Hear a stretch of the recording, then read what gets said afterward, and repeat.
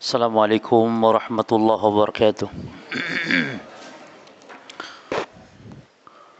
Alhamdulillah rabbil alamin wa bihi nasta'inu ala umuri dunya waddin wa sallallahu wa sallama wa baraka ala nabiyyina Muhammadin wa ala alihi wa ashabihi ajma'in, amma ba'd. Para jamaah kaum muslimin wal muslimat rahimani wa rahimakumullah. Sebelum kita melanjutkan pembahasan kita, pembahasan sunnah-sunnah salat, perlu kita sampaikan bahwa kita sekarang di bulan Sya'ban, sudah masuk di awal bulan Sya'ban. Maka di antara amalan khusus ibadah di bulan Sya'ban memperbanyak saum para jemaah. Sebagaimana disebutkan bahwasanya ketika Nabi banyak ibadah saum di bulan Sya'ban, ditanya oleh Usamah bin Zaid radhiyallahu anhuma, yani kenapa Rasul banyak saum di bulan Sya'ban? Maka beliau mengatakan, dzaka syahrun yaghfulun nasu anhu baina Rajab wa Ramadan. Karena bulan Sya'ban adalah bulan yang manusia banyak lalai dari beribadah, yaitu Sya'ban yang diapit oleh bulan Rajab dan Ramadan. Kalau kata para ulama, di antara Imam Syaukani mengatakan sibuknya manusia dari ibadah karena kemarin Rajab disibukkan dengan bulan-bulan haram, ibadah, memperbanyak ibadah, dan juga manusia terfokus nanti mempersiapkan bulan Ramadan, sehingga Sya'bannya dilalaikan. Jadi secara umum lalai. Dan juga yang kedua, Nabi mengatakan wa huwa syahrun turfa'u fihi al-a'malu ila rabbil alamin. Dan Sya'ban itu bulan di mana amal-amalan hamba dilaporkan kepada Allah Rabbul Alamin. Wa uhibbu an yurfa'a amali wa ana shaim. Dan saya suka kalau amalanku dilaporkan dalam keadaan saya sedang berpuasa. Ini jadi amalan-amalan yang dilaporkan itu ada amalan tahunan, ya, itu di bulan Sya'ban. Ya, ada lagi amalan laporan itu pekanan, itu di setiap hari Senin, setiap hari Kamis. Sebagaimana kata Nabi, tu'radul amal ilallahi fi yaumil itsnaini wal khamis. Amalan dilaporkan kepada Allah setiap hari Senin dan hari Kamis. Wa uhibbu an yurfa amali wa ana shaim, dan dalam lafaz wa uhibbu an tu'radu amali wa ana shaim, dan amalanku ditampakkan, dilaporkan kepada Allah, aku suka dalam keadaan aku sedang berpuasa. Maka Senin Kamis juga di antara sebabnya karena amalan sedang dilaporkan. Ya, maka Nabi banyak puasa di hari Senin dan hari Kamis, seperti di bulan Sya'ban ini. Yang terakhir, amalan yang dilaporkan itu harian, setiap asar dan subuh, 2 waktu ini. Nah, namun yang akan kita titik beratkan di sini jemaah, yang perlu kita sampaikan adalah disebutkan dalam hadis sampai-sampai Nabi itu puasa 2 bulan berturut-turut, ya, karena Nabi sallallahu alaihi wasallam yasumu syahraini mutatabi'ain. Nabi puasa 2 bulan berturut-turut, yakni Sya'ban langsung Ramadan. Yakni bulan Sya'ban dan Ramadan 2 bulan berturut-turut. Namun dalam hadis yang lain disebutkan bahwa Nabi tidak pernah puasa sebulan penuh kecuali bulan Ramadan. Berarti maknanya bulan Sya'ban bukan puasa 1 bulan full, tapi apa? Memperbanyak saum. Nah, dan ada hadis larangan puasa setelah nisfu Sya'ban. Idan tasafa Sya'ban fala tasumu. Kalau sudah masuk setengah Sya'ban maka kalian jangan puasa. Maksudnya jangan mengawali puasa Sya'ban, ya, kalau kita dari awal tidak puasa. Ini bersengaja puasa Sya'ban, kalau sudah lewat tanggal 15 nggak boleh lagi. Kecuali puasa sunnah, puasa qadha, puasa Senin Kamis nggak masalah, atau puasa qadha, ya, itu dibolehkan. Tapi sengaja berpuasa Sya'ban itu yang tidak boleh. Maka kesimpulan jamaah memperbanyak saum di bulan Sya'ban, dan ada hikmahnya, diantaranya minimal 3 hikmah tadi. Yang pertama, karena bulan dilaporkannya amalan, ya. Yang kedua, min babit tamrin jemaah. Jadi untuk ajang latihan, pemanasan, warming up. Karena orang yang sudah membiasakan di bulan Sya'ban puasa, masuk Ramadan itu biasa, enteng, enak, lancar. Beda kalau seumur-umur tidak pernah puasa, masuk 1 Ramadan, itu duhur itu sudah kayak mau pingsan jemaah. Duhur itu sudah mau pingsan itu, karena tidak pernah puasa seumur-umurnya. Artinya dalam 1 tahun tidak puasa. Maka dibiasakan. Terus yang ketiga hikmahnya, kenapa saum di bulan Syaban kita perbanyak? Sebab min bab ibadah al-qabliyah. Sebagai bentuk ibadah qabliyah. Salat ada qabliyah, ada ba'diyah. Kadzalik Ramadan. Puasa qabliyah Ramadan adalah bulan Syaban. Dan puasa ba'diyahnya kapan? Syawal, 6 hari di bulan Syawal. Man shoma Ramadhana thumma atba'ahu sittan min Syawal kana kasiyami dahr. Siapa yang puasa Ramadan lalu diikuti 6 hari di bulan Syawal, maka dia seperti puasa 1 tahun, kata Nabi. Maka inilah diantara minimal 3 hikmah kenapa kita memperbanyak ibadah saum di bulan Sya'ban. Mungkin kita tambahkan satu lagi, karena bulan Sya'ban bulan yang banyak manusia lalai dari beribadah. Ya, taib. Nah, kita lanjutkan perjalanan sekalian membaca kitab Al-Wajiz fi Fiqh As-Sunnati wal Kitabil Aziz. Kita di pembahasan sunanus shalah, sunnah-sunnah salat, yakni setiap yang diperintahkan namun tidak harus, dan kalau ditinggalkan enggak dosa. Itu makna sunnah dalam makna pembahasan kita ini. Dan sunnah dalam salat ada 2, ada sunnah al-qauliyah, sunnah dalam bacaan-bacaan, dan yang kedua as-sunnah, yakni sunnah al-fi'liyah, sunnah dalam perbuatan atau amalan. Nah, kita lanjutkan sunnah qauliyah. Yang pertama kemarin doa al-istiftah, yaitu membaca istiftah. Kalau seorang muslim salat tidak baca istiftah, maka salatnya tetap sah dan tidak berdosa dan tidak harus sujud sahwi kalau dia meninggalkan, baik sengaja apalagi lupa. Ya. Yang kedua al-isti'adzah, berta'awud. Dan ta'awud ada khilaf ulama apakah ta'awud hanya di rakaat pertama saja atau setiap kali membaca di dalam rakaat. Maka yang rajih dan yang lebih hati-hati, dibaca ta'awud setiap kali kita mau membaca Al-Fatihah. Taib. Namun tidak dibaca pun tidak apa-apa, karena bacaan dalam salat kita berarti satu kesatuan, yakni cukup di awal di rakaat yang pertama saja. Yakni istiftah kemudian ta'awud. Ya. Yang ketiga at-ta'min. Nah, ini juga hukumnya sunnah baik di dalam solat ataupun di luar solat. Dan di dalam solat amin ini, at-ta'min ini ditekankan, ya, daripada di luar solat. Jadi kalau seorang muslim membaca Al-Fatihah, mungkin meruqyah, ya, meruqyah dengan Al-Fatihah, karena itu yang paling afdal. Meruqyah itu afdal dengan Al-Fatihah, bahkan paling manjur. Bahkan meruqyah cukup dengan Al-Fatihah saja. Ya, tidak perlu yang lain-lain, ya. Karena sahabat hanya meruqyah dengan Al-Fatihah. Ya, cuman kualitas imannya beda cuma. Maka kalau sahabat itu Al-Fatihah langsung sembuh. Kalau kita mungkin perlu berulang dan berulang, perlu tambahan juga dengan doa-doa yang lain. Kalau kita mungkin, ya. Namun secara hukum asal Al-Fatihah sudah cukup. Ya, karena demikian praktek para sahabat yang dibenarkan oleh Nabi. Bahkan Al-Fatihah itu dinamakan surah. Di antara nama surah Al-Fatihah ini Ar-Ruqyah, surah untuk ruqyah, jampe-jampe. Jadi orang kalau sakit dibacakan Al-Fatihah sembuh, ya, atas izin Allah. Taib. Jadi membaca Al-Fatihah tetap diaminkan walaupun kita di luar salat. Nah, yang keempat al-qiraatu ba'dal Fatihah, membaca surat Al-Qur'an setelah Al-Fatihah. Ini kemarin sudah kita singgung sedikit, namun kita coba baca lagi.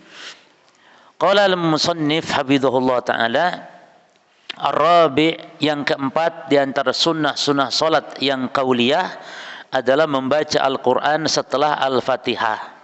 Bukan Al-Fatihahnya, ya. Kalau Al-Fatihahnya rukun salat, tidak sah salat tidak baca Al-Fatihah. Maksudnya surat setelah Al-Fatihah. An Abi Qatadah taqal, dasarnya sebuah riwayat dari Abu Qatadah. Qala, dia berkata, kana Nabi sallallahu alaihi wasallam yaqra fi raq'ataini al-ulayaini min salati dhuhri bi Fatihatil Kitab wa surataini. Bahwa beliau Rasul sallallahu alaihi wasallam, beliau membaca di dalam 2 rakaat pertama. 2 rakaat pertama, yakni rakaat pertama dan kedua di salat zuhur, Al-Fatihah dengan ditambah 2 surat. Berarti kalau rakaat pertama dan kedua di salat zuhur, yakni salat yang lebih dari 2 rakaat, maka di rakaat pertama kedua membaca Al-Fatihah plus masing-masing setiap satu rakaatnya membaca surat Al-Qur'an. Dan yang paling afdal para jemaah, ya, paling afdal membaca 1 surat penuh dalam satu rakaat itu lebih afdal ketimbang membaca potongan ayat walaupun jumlah ayatnya bisa jadi sama. Paham ya? Itu lebih afdal, bukan berarti nggak boleh. Boleh, Nabi juga mempraktekkan. Hanya para ulama kalau harus memilih, maka membaca satu surat penuh dalam satu rakaat itu lebih afdal daripada membaca potongan ayat walaupun jumlah ayatnya sama, bahkan mungkin bisa jadi lebih panjang. Jelas ya? Itu kalau bisa. Makanya yang paling penting hafalan kita itu cuma juz, ya kalau untuk ya menjadi imam atau apa itu minimal ya juz 30 atau juz 29 yang kita bisa membaca satu surat penuh dalam satu rakaat. Tapi kalau di juz-juz awal berjamaah, kelenger kalau baca satu surat penuh Al-Baqarah misalnya. Kan pernah Rasul memarahi siapa? Sahabat Mu'ad bin Jabal, salat Isya baca Al-Baqarah. Nah, dimarahi oleh Nabi. Kenapa enggak kamu baca wasyamsi wa duhaha? Kenapa enggak kamu baca sabbih isma rabbikal a'la dalam salat Isya? Menunjukkan kalau salat Isya itulah yang sunnah. Yani dengan kisah dengan awsatu al-mufassal, mufassal yang sedang. Sabbih isma rabbikal a'la wasyamsi wa duhaha. Demikian.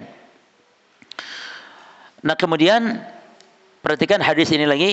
Jadi di sholat duhur, di 2 rakaat pertama, Nabi membaca Al-Fatihah dan 2 surat, yakni masing-masing dalam 1 rakaat.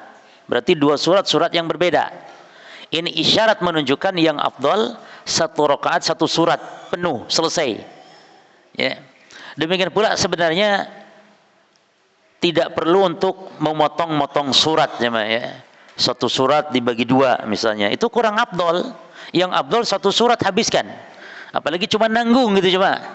Ada memotong surat, nanggung cuma 2 ayat lagi. Gitu. Cuman di eman-eman biasanya. Di eman-eman nanti rakaat kedua. Ya, sebenarnya langsung saja selesaikan itu lebih afdal. Kemudian perhatikan jemaah. Yutawwilu fil ula wa yuqassiru fi tsaniyah.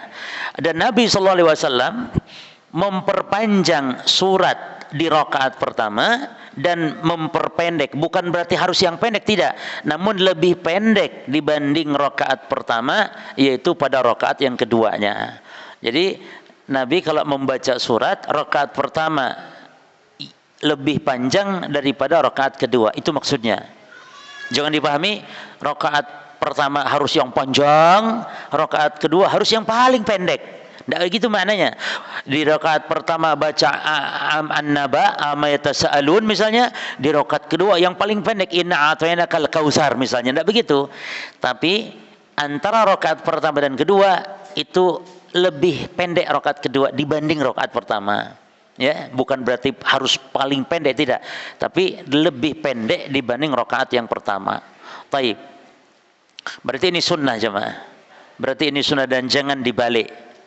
Jangan dibalik. Ini kalau rakaat pertama agak panjang, agak pendek, atau rakaat kedua malah lebih panjang. Ini keliru. Ya. Wa yusmi'ul ayata ahyanan. Dan terkadang beliau, ini sholat duhur dan asar yang hukum asalnya sir, terkadang beliau memperdengarkan ayat, terkadang. Maka ini boleh. Dan maksud memperdengarkan ayat bukan berarti membaca jahar, bukan. Memperdengarkan itu tidak harus menjaharkan, tidak. Tidak seperti sholat maghrib dijaharkan, tidak di sholat duhur ini. Tapi Nabi terkadang memperdengarkan. Ya, ini contohnya Nabi sholatnya sir tetap, tapi terkadang ayat itu Nabi baca agak keras sedikit sehingga kedengaran orang di belakangnya. Seperti misalnya Nabi membaca misalnya wattini wazaitun pelan, wattini wazaitun, watturi sinina wa. Jadi begitu. Dan ini hanya boleh bagi imam. Adapun makmum tidak boleh jemaah, mengganggu orang yang di sebelahnya nggak boleh. Ya, kalau makmum, kan ada juga makmum yang kalau takbir melok imam agak keras. Imam takbir Allahu Akbar, makmumnya Allahu Akbar. Rabbana lakal subhana rabbiyal at-tahiyatu. Memperdengarkan begitu makmum tidak boleh. Jadi makmum masing-masing sendiri-sendiri. Hanya didengar oleh sendiri, berbisik saja, tidak boleh, ya, karena mengganggu orang sebelahnya. Sementara Nabi melarang mengganggu orang yang sedang sholat. Ya. Ada di antara makmum demikian jemaah, suka Memang itu kadang terbiasa, mungkin di rumahnya juga begitu. Kalau di rumah jenengan sholat boleh dijaharkan, misalnya sholat tahajud, ya, boleh dijaharkan, boleh disirkan, tergantung yakni kondisi dan kebutuhan. Wa kana yaqra'u fil asri bi Fatihatil Kitab wa surataini. Demikian pula di salat asar Rasul membaca Al-Fatihah dan 2 surat. Wa kana yutawwilu fi raq'atil ula, dan juga beliau kalau salat subuh ya memperpanjang bacaan di salat subuh di rakaat pertama min salati subhi wa yuqassiru fi tsaniyah, dan beliau memendekkan di rakaat kedua di salat subuh. Jadi di dalam hadis ini diceritakan hanya 3 salat ya, salat duhur, salat asar dan salat subuh, yang mana sama seperti itu, yakni Nabi membaca surat di dalam salat subuh itu rakaat pertama lebih panjang dibanding rakaat yang kedua. Dan Nabi SAW para jemaah terkadang ya, hukum asalnya kalau sholat maghrib dengan yang pendek-pendek dengan qisar al-mufassal, tapi terkadang boleh sesekali Nabi membaca surat yang panjang di sholat maghrib, membaca surah At-Tur. Surah Tur itu kan panjang jemaah ya. Nah ini juga pernah dilakukan Nabi. Oleh karena itu ini kebanyakan seperti itu. Bukan berarti harus seperti itu, tapi kebanyakannya seperti itu. Nabi SAW membaca misalnya dalam surat subuh itu 60 sampai 100 ayat. Nah ini normal, ini wajar. Ya. Makanya dianjurkan bagi imam mempersingkat sholat. Itu singkat itu patokannya adalah syariat, bukan singkat patokannya selera kita. Nah kalau selera kita jamaah wasyamsi itu sudah kepanjangan kalau selera kita. Subuh itu maunya ya inna atau ina juga subuh itu kalau selera kita. Tapi sunnahnya pendeknya salat subuh ya 60 ayat. 100 ayat itu pendek normal biasa ya. Cuman boleh kadang juga kalau lagi safar atau semisal mungkin sholat subuh dengan Al-Kautsar misalnya pendek juga dibolehkan. Hanya dibiasakan kalau subuh 60 ya, 60 ayat. Taib. Wa anhu, dan juga dari Abu Qatadah radhiyallahu anhu, qala, dia berkata, kana Nabi sallallahu alaihi wasallam yaqra'u fi rak'ataini al-ulayain, bahwa Nabi membaca di 2 rakaat pertama minadh dhuhri wal asr, di salat duhur dan asar, bi Fatihatil Kitab wa surah, yaitu dengan Al-Fatihah dan surah Al-Qur'an. Jadi bebas para jemaah ya, membaca Al-Quran setelah Al-Fatihah itu bebas. Mana dalilnya bebas? Nabi bersabda, "Tsumma qra' ma tayassara ma'aka minal Qur'an." Lalu bacalah apa yang kau hafal, kau mudah. Jadi jangan memaksakan. Kalau hafalnya memang cuma itu, ya itulah baca. Ya. Tapi seorang muslim dituntut untuk belajar menghafal, meningkatkan amalan-amalan jemaah. Ya. Dan memang di antara Al-Quran selain dibaca adalah dianjurkan untuk dihafalkan. Al-Quran itu bukan sekedar dibaca, tapi dibaca, ditadaburi, diamalkan dan dihafalkan. Makanya ada anjuran untuk menghafal Al-Quran itu dengan menjaga hafalan. Karena kata Nabi, menghafal Quran itu seperti orang yang mengikat unta. Kalau tidak dijaga dia akan lepas. Bahkan lebih mudah lagi lepas hafalan Quran daripada onta dari min uquliha, dari ikatannya. Ya. Artinya hafalan-hafalan kita kalau tidak dijaga di murojaah ya diulang-ulang. Jadi diulang-ulang jemaah. Jadi tidak boleh seorang muslim sudah hafal Quran diam. Enggak di murojaah, enggak, akan hilang. Karena lebih mudah hilang Al-Quran itu. Makanya memang mudah, Allah mudahkan kita menghafal, tapi juga Al-Quran punya sifat mudah hilang, mudah lupa. Mungkin antum juga ada yang dulunya sudah 1 juz, sekarang hilang. Kenapa? Itu wajar. Ya enggak wajar sih, cuman biasa. Ya biasa. Sebab Nabi mengatakan lebih mudah lepas, lebih mudah hilang hafalan Quran. Maka diperintah untuk apa? Ta'ahadu, kata Nabi. Ta'ahadu bil Quran, jaga hafalan-hafalan Quran karena dia lebih mudah lepas. Maka para jemaah kalau kita sudah hafal itu dibaca ketika sholat sunnah kita baca terus diulang ya. Taib. Wa yusmi'una al-ayat ahyanan, dan terkadang beliau memperdengarkan ayat kepada kita. Jadi memperdengarkan ayat, yakni tidak semuanya dijaharkan, tapi terkadang ada mungkin beberapa ayat diperdengarkan. Wa yaqra fi rak'ataini al-ukhrayaini, perhatikan, dan beliau Rasul membaca di 2 rakaat berikutnya di salat zuhur, salat asar, yakni salat yang 4 rakaat itu, di 2 rakaat terakhir itu rakaat keberapa? Ketiga dan keempat, beliau hanya baca Al-Fatihah saja, tidak membaca surat. Taib. Namun boleh. Jadi bukan dilarang, tapi boleh.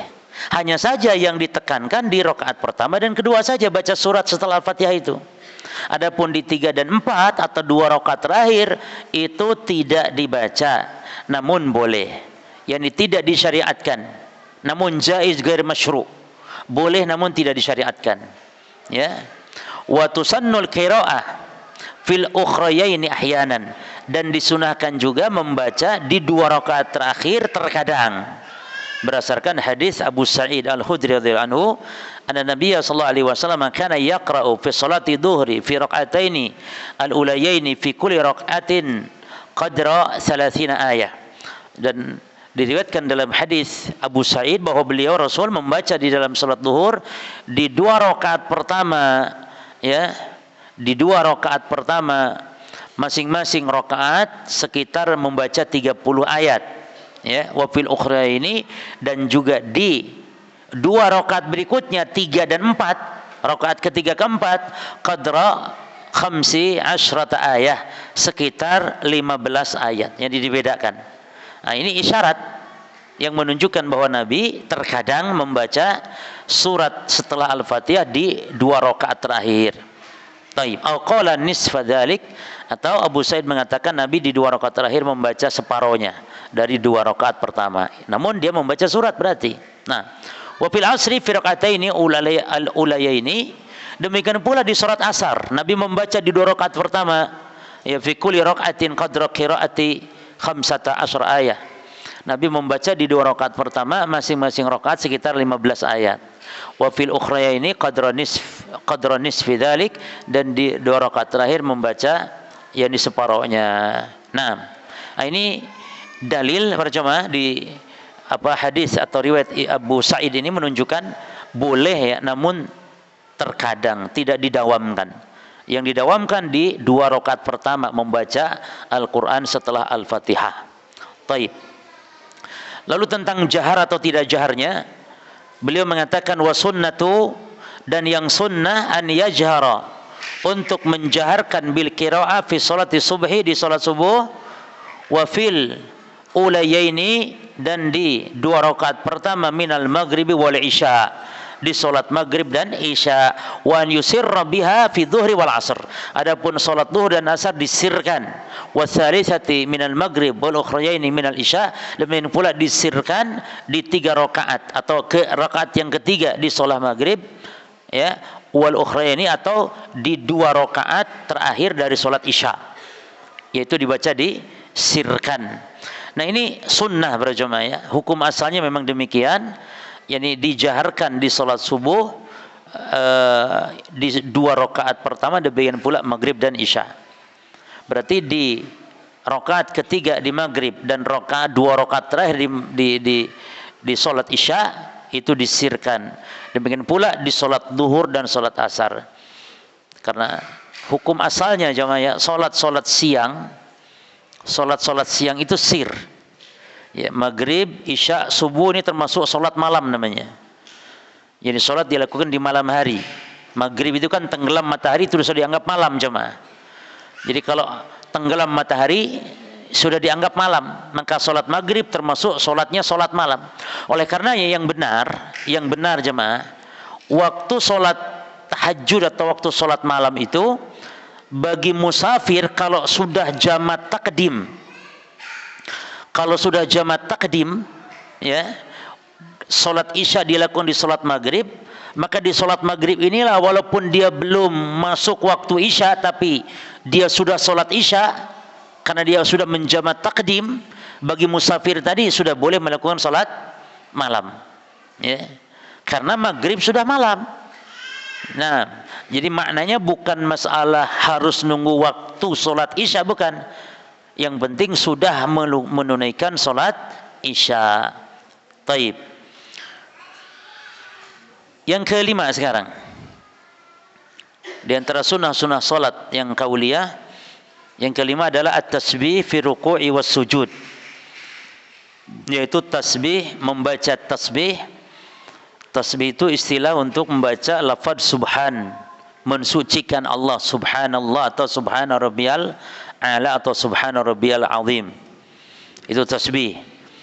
Taib, at-tasbih fi ruku'i was sujud. Penulis kitab Al-Wajiz ini, beliau memasukkan, mengkelompokkan tasbih dalam ruku' dan sujud adalah sunnah-sunnah salat. Sebagian ulama mengatakan itu bukan sunnah-sunnah salat tapi kewajiban salat. Ya. Namun dalam hal ini intinya, ya, ada yang mengatakan dia sunnah salat, ada yang mengatakan kewajiban salat, yaitu membaca subhana rabbiyal azim ketika ruku dan subhana rabbiyal a'la ketika sujud. Ya. Taib. Yang wajib, kalaupun mau kita katakan wajib, yang wajib itu sekali. Adapun selebihnya 2 dan 3 adalah itu sunnah. Ya. Demikian pula seperti berwudu jemaah. Bilangan wudu itu 3 kali itu sunnah, 2 kali itu sunnah. Yang wajib 1 kali itu. Jadi kalau kurang dari 1 kali tidak sah berarti. Adapun lebih dari 1 kali itu sunnah, mau 2 kali atau mau 3 kali. Nah, dasarnya hadis Hudzaifah, dia mengatakan sholaitu ma'an nabi, saya pernah salat di belakang Nabi. Fa kana yaqul fi ruku'ihi subhana rabbiyal azim. Nabi membaca di dalam ruku'nya subhana rabbiyal azim. Ya. Wa fi sujudi, dan di dalam sujudnya membaca subhana rabbiyal a'la. Dan dilarang seorang muslim jemaah membaca Quran ketika ruku dan sujud. Beliau pernah bersabda, nuhitu an aqra'al Quran raki'an aw sajidan. Saya dilarang oleh Allah, diharamkan oleh Allah. Saya, kata Rasul, tentu umatnya juga, yaitu membaca Al-Quran ketika ruku dan sujud. Jadi kalau membaca Quran, kecuali kalau doa, walaupun dari lafad ayat Al-Quran, itu tidak masalah, dibaca ketika sujud. Karena itu bukan membaca Quran, tapi berdoa. Hanya lafadnya diambil dari Al-Quran. Seperti Rabbana hablana min azwajina, atau Rabbana atina fid dunya hasanah. Itu doa. Walaupun itu lafad Al-Quran, boleh dibaca ketika sujud. Yang tidak boleh itu membaca misalnya tabbat yada abi lahabin wa tabba, atau inna a'tainakal kautsar, atau membaca surah Al-Fatihah. Nah, itu tidak boleh. Adapun membaca doa dari Al-Quran seperti Rabbana la tuzigh qulubana ba'da id hadaitana. Nah, ini doa. Ya. Taib, sebab Nabi mengatakan aqrabu ma yakunul 'abdu min rabbih wa huwa sajid fa aksiru du'a. Sedekat-dekat Allah dengan hamba adalah ketika hamba sedang sujud. Itu sangat dekat sekali. Maka kata Nabi, jangan sia-siakan ini. Orang kalau lagi dekat, itu apa saja akan diberi. Kalau sedang dekat. Beda kalau ketika jauh jemaah. Ketika sedang dekat, apa saja diberi. Makanya kata Nabi, fa'akthirud du'a, perbanyak doa, memohon, meminta kepada Allah ketika sujud. Dan yang paling afdol ketika sholat yang wajib. Jadi kalau doa dalam sholat yang afdol, sholat yang paling afdol. Sholat yang paling afdol, sholat sunnah atau sholat wajib? Sholat wajib jemaah. Sholat yang paling afdol sholat wajib, baru setelah itu sholat sunnah. Makanya kata Nabi, afdolu sholati ba'dal faridah, seutama-utama sholat setelah sholat wajib. Berarti enggak ada yang mengalahkan sholat wajib dari sholat-sholat sunnah. Afdolnya sholat setelah sholat wajib adalah sholatul lail, sholat malam. Sudah, muslim kalau menjaga sholat malam itu sudah mencukupi. Enggak ada lagi sholat yang paling afdol kecuali sholat malam, sholat tahajud, sholat witir. Maka cukup jemaah kalau seorang muslim membiasakan sholat malam sudah mencukupi. Ya. Jadi jangan sampai, maksud saya jangan sampai disibukkan dengan sholat-sholat yang terkadang nggak ada contohnya, nggak ada dasarnya. Sementara sholat yang paling afdol, tahajud, witir ditinggalkan. Contoh sekarang jemaah, di bulan Sya'ban ini nanti ada sholat namanya Alfiyah, sholat 1000 kulhu. Karena setiap satu rakaat baca kulhu 10. Sementara di situ dikatakan solatnya 100 rakaat. Ya, jadi solat 100 rakaat, tiap rakaat baca kulhu 10. 10 kali 100 berapa kulhunya berarti? 1000, maka disebut solat alfiyah. Imam Nawawi mengatakan solat alfiyah ini solat yang bid'ah. Beliau mengatakan wahatani solatani bid'atani munkarat qabihatani. Salat alfiyah dan salat raghaib, salat di bulan Rajab kemarin, malam Jumat pertama di bulan Rajab, itu dua salat yang bid'ah, yang munkar, jelek, tercela. Maka kata Imam Nawawi, fala tagtar bidzikrihima fi kitab Qutil Qulub wa Ihya Ulumuddin. Maka jangan tertipu. Bahasanya bahasa Imam Nawawi loh jemaah ya, ngomong tertipu gitu loh. Kok kayak menghina sekali gitu. Jangan tertipu dengan disebutkannya dua solat tadi dalam kitab Ihya Ulumuddin Ghazali. Ini walaupun disebutkan di kitab Ihya bukan berarti benar. Apalagi kata Imam Nawawi, jangan tertipu pula dengan hadis-hadis yang ada. Fa inna kulla dzalika batilun, karena hadis-hadis berkaitan tentang solat alfiyah dan solat raghaib semuanya hadis batil, hadis maudhu, hadis palsu. Dan Imam Jalaluddin Suyuti, ulama besar madhab Syafi'i, juga telah menyusun kitab kumpulan hadis palsu, diantaranya salat raghaib, salat alfiyah dimasukkan ke dalam hadis-hadis yang palsu. Ya, jadi salat yang dasarnya hadis palsu, ibadah yang dasarnya hadis palsu, ibadah tersebut bid'ah munkarah, jelek, tercela, terancam dosa, maksiat kepada Allah. Padahal salat, subhanallah. Inilah tipu daya syaitan dari jalan bid'ah. Ya, tipu daya syaitan kepada ahli ibadah bukan dengan khamr. Tipu daya syaitan kepada ahli ibadah ini bukan dengan disuruh minum khamr, disuruh berzina, tidak. Insyaallah ahli ibadah berzina tidak mau, insyaallah kuat. Tapi dari sisi amalan-amalan bid'ah yang lebih buruk dari minum khamr, yang lebih buruk daripada berzina, karena dia telah membuat syariat. Dia seolah-olah melecehkan Allah dan Rasulnya, karena hak membuat syariat hanyalah Allah dan Rasulnya. Taib. Ini tipu daya syaitan jemaah, dengan melakukan amalan-amalan ibadah namun tidak ada contohnya. Seperti nanti malam nisfu Sya'ban, salat alfiyah, ya, 100 rakaat. Padahal kalau witir 1 rakaat saja, witir berkah insyaallah, berpahala di sisi Allah, karena itu sunnah Nabi. Bahkan Nabi mengatakan afdhalu sholati ba'dal faridah sholatul lail. Salat yang afdal setelah salat wajib yang 5 waktu adalah salat tahajud, salat lail, salat malam. Ya, taib. Jadi doa yang afdal di salat wajib. Tapi jemaah, kalau sedang berjamaah dengan imam, tidak boleh seorang muslim bela-belain sujud doa sehingga terlambat mengikuti imam. Ini salah. Karena ittiba kepada imam hukumnya wajib. Ittiba itu tidak boleh terlambat, apalagi mendahuluinya. Terlambat pun tidak boleh, karena imam itu diikuti. Kalau diikuti bukan dengan cara terlambat. Maka ada orang yang doa ketika sujud sementara imam sudah tahiyat, dia masih sujud saja. Imam sudah tahiyat, giliran imam assalamualaikum dia baru bangkit jemaah. Ini kan musibah. Kalau dia sholat misalnya, ya, imam memberi kesempatan memang mungkin sujud agak lama, ya silakan doa. Ya. Atau kalau tidak mampu ketika sholat wajib, maka di sholat-sholat sunnah tetap dianjurkan berdoa saat sujud. Ya. Baik, berikutnya kita baca hadisnya.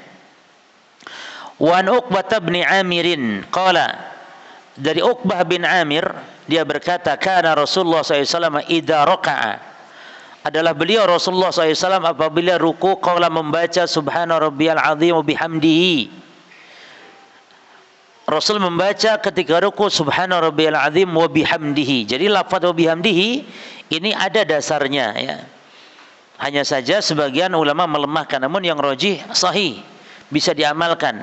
Subhana rabbiyal azim wa bihamdihi salasan, dibaca 3 kali. Wa idza sajada qala, dan ketika sujud Nabi membaca subhana rabbiyal a'la wa bihamdihi salasan. Ketika sujud membaca subhana rabbiyal a'la wa bihamdihi 3 kali. Nah, ini para jemaah, lafaz-lafaz, ya, ruku, lafaz-lafaz zikir ketika ruku dan sujud ini ada yang lain. Di antaranya ketika sudah turun firman Allah surah An-Nasr, idza jaa nasrullahi. Nah, surah An-Nasr ini ketika sudah turun, maka Nabi memperbanyak. Perhatikan hadisnya, hadis Bukhari Muslim. Aisyah mengatakan ketika turun firman Allah, ya, idza jaa nasrullahi wal fath, ketika turun pertolongan, datang pertolongan Allah dan kemenangan, ya, wa ra'aitan nasu yadkhuluna fi dinillahi afwaja fasabbih bihamdi rabbika wastaghfir. Maka Allah perintahkan Nabi Muhammad untuk fasabbih bihamdi rabbika wastaghfir, maka sucikan dengan memuji Rabbmu, wastaghfir, dan mintalah ampun kepada Rabbmu. Nabi mempraktekkan perintah surah An-Nasr ini dengan membaca dalam ruku dan sujud, memperbanyak dengan mengamalkan perintah Allah tadi. Jadi membaca subhanakallahumma rabbana Allahumma gfirli. Jadi Nabi memperbanyak baca ini ketika ruku dan sujud setelah turun surah An-Nasr, ya. Taib. Jadi dalam lafaz ruku sujud banyak, dan itu boleh kita baca bergantian. Terkadang yang ini, terkadang yang itu, ya. Namun sesuai dengan lafaz dan dohir hadis Aisyah tadi riwayat Bukhari Muslim, Nabi memperbanyak, sering membaca lafaz zikir pada ruku dan sujud dengan lafaz tadi sebagai bentuk pengamalan Quran firman Allah surah An-Nasr, yakni subhanakallahumma bihamdika, subhanakallahumma rabbana bihamdika Allahumma gfirli, subhanakallahumma rabbana bihamdika Allahumma gfirli. Ini perintah Allah, fasabbih bihamdi rabbika wastaghfirhu. Taib. As-sadis, yang keenam. Adzan, fadhal. Barakallahu fikum. Tak bunyi tak? Biasanya note je cuma.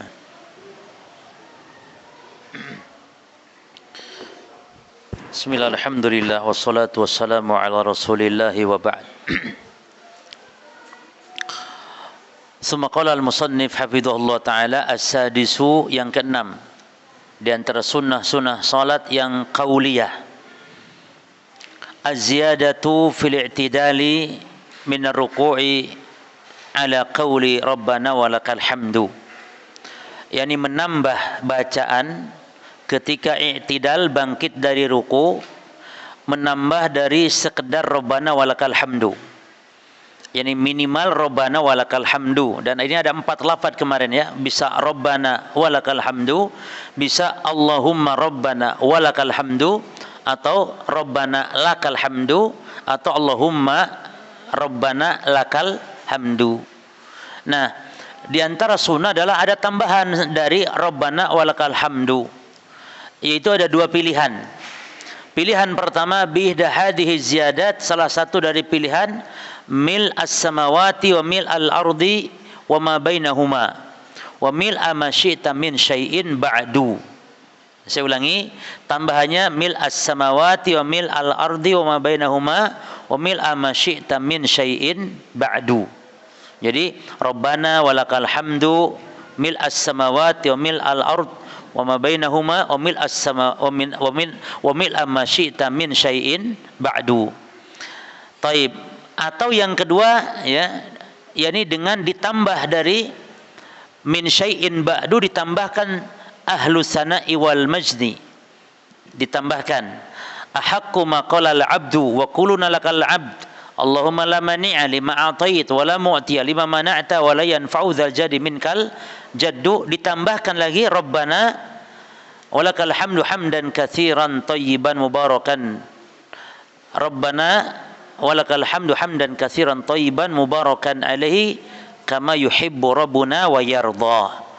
Nah, jadi ini diantara sunnah. Ya cukup walaupun sampai rabbana walakal hamdu, tapi kalau kita mau tambahan pahala disambung dengan rabbana lakal hamdu mil as-samawati wa mil al-ardi mil ma syi'ta min syai'in ba'du, atau ditambahkan lagi haqqu ma qala al-'abdu wa qulna lakal 'abd Allahumma la mani'a lima atait wa la mu'tiya lima mana'ta wa la yanfa'u dzal jadi minka al-jaddu, ya.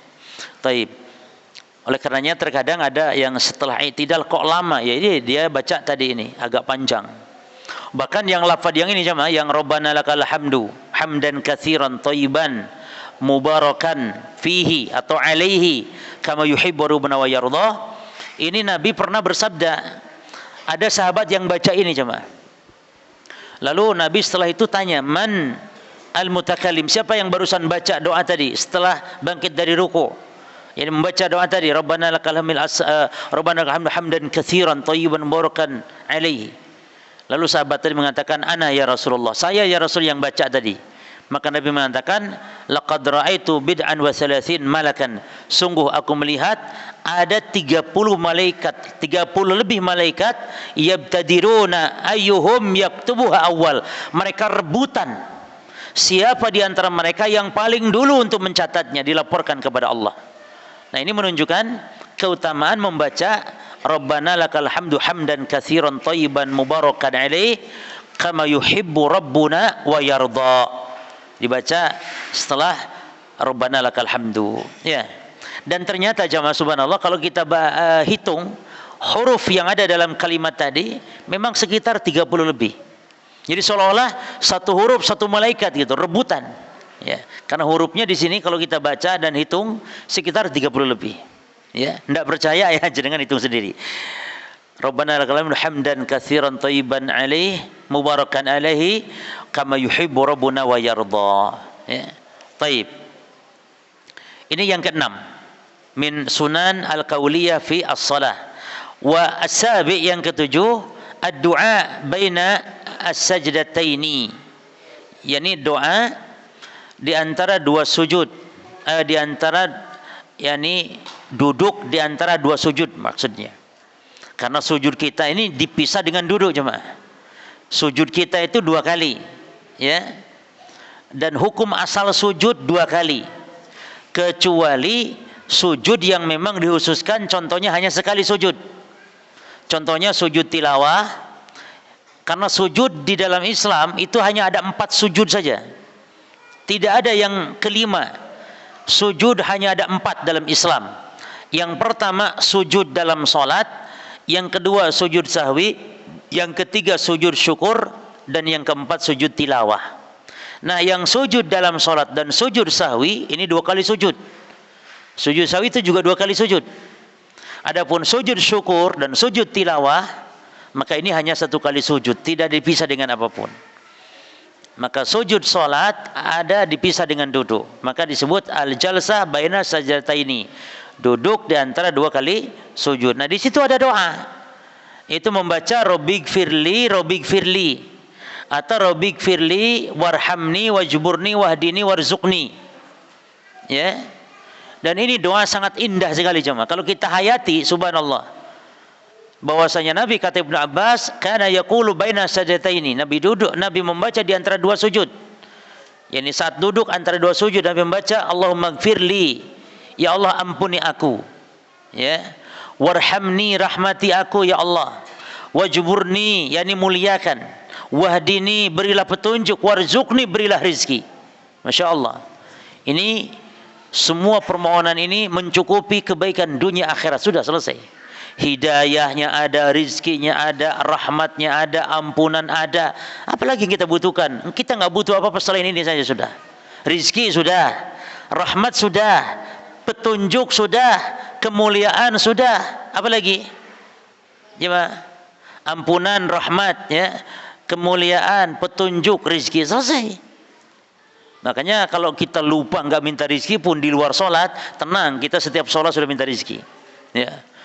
Rabbighfirli, Allahumma gfirli boleh. Warhamni wajburni wahdini warzuqni. Ya.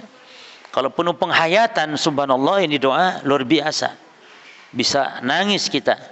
Ya Allah muliakan kami, ya Allah rahmati, berilah petunjuk dan berilah rizki ya Allah. Maka di antara adab doa, lihat seperti doa yang seperti yang diajarkan Nabi. Doa itu singkat, padat, tidak bertele-tele. Jadi dalam Islam lafaz doa itu singkat, padat, tidak bertele-tele. Kalau minta surga ya cukup, ya Allah minta surga. Allahumma inni as'aluka al-jannah. Ya. Kata Nabi, fa idza sa'altumullaha fas'aluhul firdaus. Kalau kalian meminta surga kepada Allah, mintalah surga Firdaus. Fa innaha a'lal jannah wa awsatul jannah. Karena Firdaus surga yang paling tinggi, surga yang paling afdal. Jadi wasat itu maknanya yang paling terbaik, paling afdal. Maka minta Allahumma inni as'aluka jannata al-firdaus. Allahumma inni as'aluka al-firdaus. Boleh seperti itu. Jadi tidak bertele-tele dalam doa, ya. Maka doa ada yang panjang bertele-tele, itu tidak sesuai dengan sunnah tuntunan Nabi sallallahu alaihi wasallam. Dan inilah kemudahan, ya. Kemudahan. Jadi doa itu singkat, padat, langsung minta. Taib. Yang ke-8, as-samin as-salatu 'ala nabi sallallahu alaihi wasallam ba'da tasyahudil awal. Yaitu bersolawat kepada Nabi setelah tasyahud awal. Setelah tasyahud ini setelah membaca tahiyat. Jadi boleh disebut tahiyat, boleh disebut tasyahud. Karena apa disebut tasyahud? Karena ada lafaz syahadatnya. Ya. Misalnya kita kalau berpidato dianjurkan membaca hamdalah, ya, kemudian as-salatu 'ala nabi, kemudian at-tasyahud. Nah, kalau kita pidato dianjurkan membaca hamdalah memuji Allah, lalu bersolawat kepada Nabi dan bertasyahud. Maknanya apa? Membaca syahadat maksudnya. Asyhadu an la ilaha illallah, itu. Wahdahu la syarika lahu wa asyhadu anna Muhammadan abduhu wa rasuluh. Kemudian solawat boleh demikian.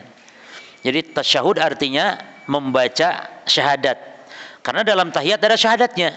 At-tahiyatu ada 2 lafaz, ya, bahkan ada 3 lafaz. At-tahiyatul mubarakatus salawatu, ini tahiyatnya Ibnu Abbas. Ada lagi at-tahiyatu lillahi was salawatu wat thayyibatu, ini tahiyat Ibnu Mas'ud. Namun semuanya pakai syahadat. At-tahiyatu lillahi was salawatu wat thayyibatu, assalamu alaina, assalamu alayka, assalamu alayka ya nabi rahmatullahi wabarakatuh, assalamu alaina wa ala ibadis sholihin, asyhadu an la ilaha illallah. Jadi ada tasyahud. Nah, setelah tasyahud awal, salawat ini sunnah. Jadi jenengan di tahiyat awal boleh tidak baca tasyahud karena dia tidak wajib. Ya. Jadi kalau jenengan di tahiyat awal hanya membaca Allahumma sholli ala Muhammad atau tidak baca sama sekali, itu boleh. Namun yang afdal tentu baca saja karena keumuman perintah. Hanya saja para ulama membagi, kalau untuk tahiyat awal salawat itu sunnah. Ya. Salawat itu sunnah, beda dengan tahiyat akhir. Maka salawat di situ hukumnya wajib. Dasarnya hadis Aisyah radhiyallahu anha qalat, dia berkata, kunna na'udzu li Rasulillah sallallahu alaihi wasallam. Kami, kata Aisyah, menyiapkan untuk Rasul siwakahu, siwaknya, wa tahurahu, dan tahur. Beda dengan tuhur. Jadi kalau di fathah itu namanya alatnya. Wadu dengan wudu. Kalau al-wadu, wadu artinya alat wudu, yaitu air. Wadu itu artinya air.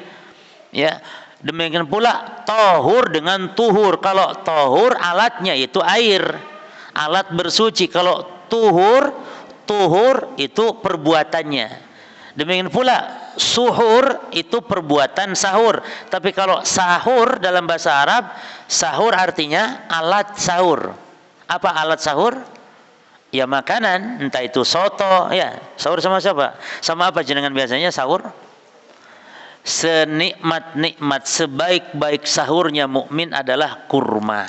Ustaz belengar, Ustaz buka kurma, sahur ya kurma meneh misalnya, ya. Itu yang sunnah. Artinya gini jemaah, jenengan sahur dengan kurma, habis kurma makan soto 1 mangkok. Buka jenengan pertama dengan kurma, habis kurma rawon, kan ngono jemaah. Jangan sampai buka di atas rawon. Karena bahkan ada lagi buka puasa di atas gorengan, di atas tahu isi. Oh, subhanallah jemaah. Di atas sambal, ya, lalapan. Nah, buka itu kurma. Bahkan kalau bisa rutab, kurma-kurma segar itu. Demikian pula nikmat sahuril mu'min at-tamr. Sebaik-baik sahurnya seorang mukmin, makanan untuk sahur seorang mukmin adalah kurma. Nah, jadi kurma dulu jemaah. Baru setelah kurma tidak masalah, yang lain silahkan. Ya. Cuma jangan sampai didahulukan yang lain. Taib. Apalagi orang Indonesia jemaah. Saya waktu di Saudi sudah makan roti Saudi yang besarnya seperti tampir ini loh jemaah. Tamis namanya. tamis ya. Nanti kalau dengan umroh apa lihat di situ, itu sudah itu 1 biji habis, sama apa makan segala macam keju-kejuan. Itu ditanya teman, udah makan belum? Saya bilang belum. Loh, tamis sudah 1 biji? Ya belum, karena belum makan nasi.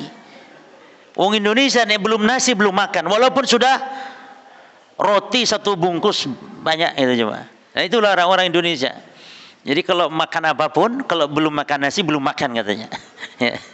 Tapi sehingga sekarang kena gula darah gara-gara harus makan nasi terus. Ya sekarang saya sudah nggak boleh makan nasi sebenarnya, gitu ya. Taib. Karena dulu sudah kebanyakan nasi. Ya. Padahal subhanallah sudah makanan bagus-bagus ya di Saudi itu enak-enak bergizi, tapi tetap nasi sama Indomie. Subhanallah jemaah. Tiada hari tanpa Indomie. Ini musibah akhirnya sekarang. Taib. Jadi mempersiapkan siwaknya dan tohurnya, alat bersucinya. Lalu fayab'atsuhu Allahu fi ma syaa an yab'atsahu mina al-laili. Maka Allah Subhanahu wa taala mengutusnya Nabi sesuai yang Allah kehendaki di waktu malam untuk diutus. Maksudnya Nabi untuk solat tahajud atau solat malam. Fa yatasawwaku wa yatawadda. Nabi bersiwak dan berwudu. Jadi Allah Subhanahu wa taala membangunkan Nabi ya untuk salat maksudnya di waktu malam. Lalu Nabi kalau bangun tidur bersiwak dengan siwak yang disediakan oleh istrinya. Ini menunjukkan para jamaah bahwa di antara tugas istri adalah al-khidmah, berkhidmat kepada para suami. Lihat para istri Nabi berkhidmat, tapi juga Rasul itu suka membantu pekerjaan rumah istrinya. Rasul SAW ketika ditanya Aisyah, kaifa kana yasna'u Nabi fi baitihi? Bagaimana pekerjaan Nabi kalau di rumahnya beliau? Maka Aisyah menjawab, kana Nabi sallallahu alaihi wasallam fi mihnati ahlihi. Nabi itu di rumah membantu pekerjaan istrinya. Tidak malu-malu, tidak segan-segan beliau. Demikian Rasul para jemaah. Maka dalam riwayat Nabi mencuci atau Nabi menjahit bajunya sendiri dan seterusnya. Ini menunjukkan wanita berkhidmat untuk suami, tapi suami juga jangan mentang-mentang, tetap membantu pekerjaan. Seperti mungkin menggendong anak ya atau mengasuh anak ketika istri sibuk dan semisal, ini di antara bentuk ta'awun. Kemudian Nabi sholat 9 rakaat, tidak duduk kecuali di rakaat ke-8. Ini kalau witir yang 9 rakaat maka ada tahiyat awal, yaitu di rakaat ke-8. Fayad'u rabbahu wa yusolli ala nabihi. Beliau doa di rakaat ke-8 tersebut, tahiyat awal tersebut, ya, lalu bersolawat atas Nabi, summa yanhadu wa la yusallim. Lalu beliau bangkit di rakaat ke-8 itu tidak salam, tidak. Jadi ini tahiyat awal. Summa yusolli tasya, lalu Rasul salat di rakaat yang ke-9. Lalu fayaqudu summa yahmadu rabbahu wa yusalli ala nabihi wa yad'u thumma yusallim. Lalu di rakaat ke-9 Nabi duduk, kemudian memuji Allah, lalu salawat kepada Nabi, lalu doa, lalu salam. Ini berarti cara witir yang 9 rakaat, ada duduk tahiyat awal di rakaat ke-8. Yang 7 juga demikian. Ada tahiyat awal duduk di rakaat ke-6. Ya. Adapun witir yang 5, witir yang 3 ini tidak ada at-tahiyat awal, tapi duduk langsung di rakaat yang terakhir. Nah, insyaallah segi pendalilannya mana bahwa tasyahud solawat di tasyahud awal itu tidak wajib, nanti akan kita bahas insyaallah pembahasan tentang khilafiyah juga dalam masalah ini di pertemuan yang akan datang ya. Tolong diingatkan, berarti masuk di poin nanti poin solawat, hukum solawat kepada Nabi di dalam salatullahu ta'ala alam. Ada yang tanya? Tidak ada? Taib. Subhanakallahumma bihamdika asyhadu an la ilaha illa anta astaghfiruka wa atubu ilaik. Wassalamualaikum warahmatullahi wabarakatuh.